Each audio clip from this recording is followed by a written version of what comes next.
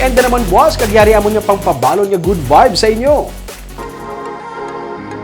Masarangan mo ayhan magsaka sa 324 steps para mag-enjoy sa view sang isa kakapihan kagalanaan.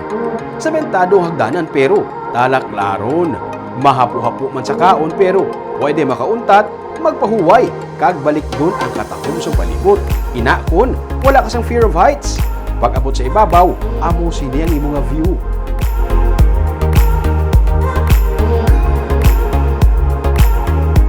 .360 degrees, matahom. Tultulon tani buwas sa tripping ni Ruming at 10 a.m. Sa Baganihan naman, mga healthcare workers sila nga volunteers nga nagserbi sa Bacolod Emergency Operation Center kag sa pagserbisyo sa mga pumuluyo sa peak sa pandemic.